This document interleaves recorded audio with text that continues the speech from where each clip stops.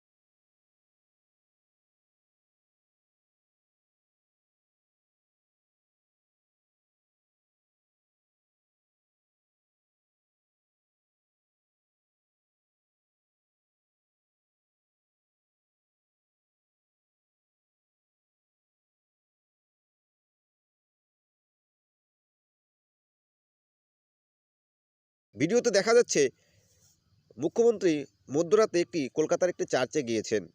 সেখানে তিনি উপহার গ্রহণ করেছেন, সেখানে থাকা লোকেদের শুভেচ্ছা জানিয়েছেন, ফিতে কেটে উদ্বোধন করেছেন, প্রার্থনায় অংশগ্রহণ করেছেন, আবার আশীর্বাদও নিয়েছেন।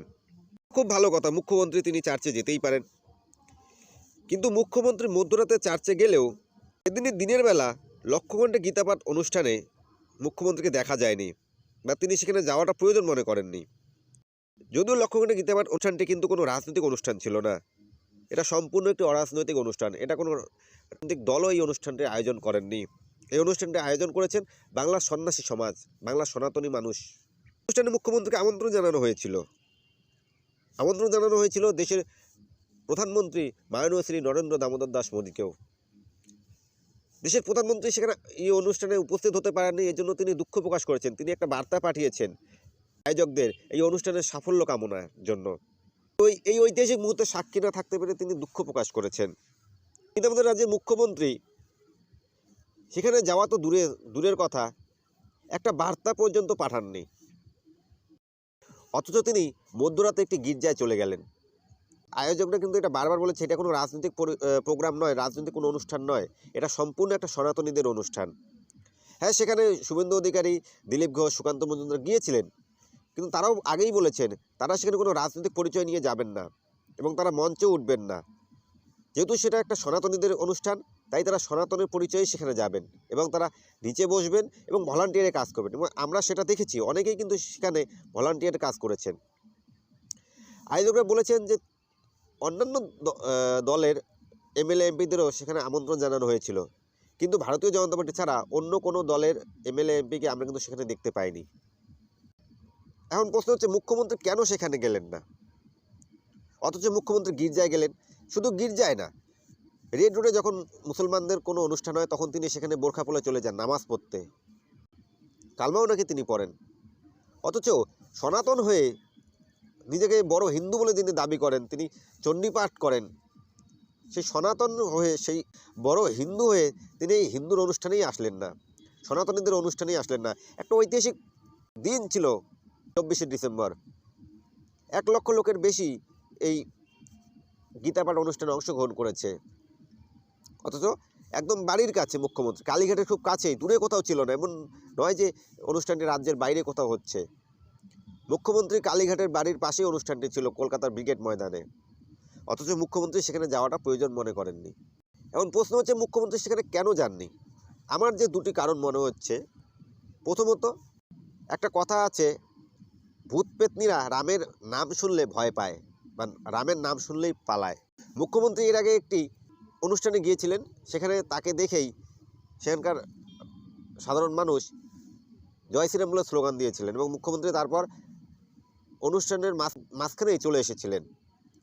মুখ্যমন্ত্রী তো ভেবেছিলেন যদি তিনি সেখানে যান, আর যেহেতু সেটা হিন্দুদের একটি অনুষ্ঠান, সনাতনীদের অনুষ্ঠান এবং লক্ষ লোকের সমাগম হয়েছিল সেখানে যদি তাকে দেখে সবাই জয় শ্রীরাম স্লোগান দেয় তাহলে তো তিনি সেখানে থাকতে পারবেন না, কারণ জয় শ্রীরাম স্লোগানটা তিনি সহ্য করতে পারেন।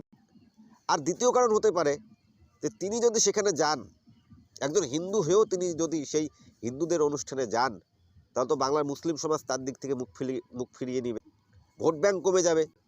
তাই একজন হিন্দু হয়ে তিনি হিন্দুদের অনুষ্ঠানে যাওয়াটা প্রয়োজন মনে করলেন না ভোট ব্যাংকের জন্য, যে তিনি যাবেন এবং বাংলার মুসলিমরা, বিশেষ সম্প্রদায়ের লোকেরা তার দিক থেকে মুখ ফিরিয়ে নেবে। এই জন্য তিনি কি সেখানে গেলেন না? বন্ধুরা, আপনাদের কি মনে হয় কমেন্টে অবশ্যই জানাবেন।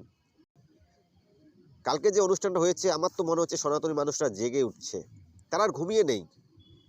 প্রায় 1,40,000 লোকের সমাগম হয়েছিল সেই অনুষ্ঠানটার মধ্যে। ভগবান শ্রীকৃষ্ণ কুরুক্ষেত্রের যুদ্ধে অর্জুনকে যে গীতার বাণী, গীতার উপদেশ শুনিয়েছিলেন, সেই গীতার 4টি অধ্যায় কালকে পাঠ করা হয়েছিল কলকাতা ব্রিগেড ময়দানে। প্রায় 1,40,000 মানুষ গলা মিলিয়েছে গীতা পাঠে। সেই ঐতিহাসিক মুহূর্ত দেখে আমার মনে হচ্ছে বাংলা সনাতনীরা জেগে উঠেছে, তারা জাগছে, তারা আর ঘুমিয়ে নেই। দ্বিতীয় যে বিষয়টা হচ্ছে সেটা হচ্ছে কুণাল ঘোষ। লক্ষ্যখণ্ডে গীতাপাঠ অনুষ্ঠানটাকে কুণাল ঘোষ, তৃণমূল কংগ্রেসের মুখপাত্র কুণাল ঘোষ ফ্লপ শো বলে অভিহিত করেছেন। ফ্লপ শো বলেছেন, তিনি বলেছেন বাংলার ইতিহাসে এটা একটা বিগেস্ট ফ্লপ শো। সেখানে নাকি 2, 4, 5, 10,000 লোক হয়েছে, লোকই হয়নি। আমরা এটা ভাবতেও আমার নিজেকেও লজ্জা করে। কুণাল ঘোষ একজন সনাতনী মানুষ হয়ে তিনি কীভাবে বলছেন সনাতনের একটা অনুষ্ঠান ফ্লপ শো হয়ে গেছে, ফ্লপ শো হয়েছে, সেখানে লোক হয়নি। সেটা তো কোনো রাজনৈতিক অনুষ্ঠান ছিল না, সেটা একটা সনাতনী অনুষ্ঠান ছিল, গীতা পাঠের অনুষ্ঠান ছিল। সেই অনুষ্ঠানটাকে কুণাল ঘোষ ফ্লপ শো বলছেন এবং খুবই গর্বের সাথে বলছেন, এবং মনে হয় তার চোখে ফলি পড়েছিল, এই জন্য তিনি সেখানকার ভিড়টা দেখতে পান, যে কাতারে কাতারে সনাতনী মা বোনেরা, সনাতনী ভাই দাদারা সেই অনুষ্ঠানে হাজির হয়েছিলেন, সেটা কুণাল ঘোষ দেখতে পারেননি। 3.5 বছরের জেল খাটাই মালটা, এটা শুধুমাত্র রাজনীতির জন্য নিজের ধর্মকে বিক্রি করে দিয়েছে কুণাল ঘোষ।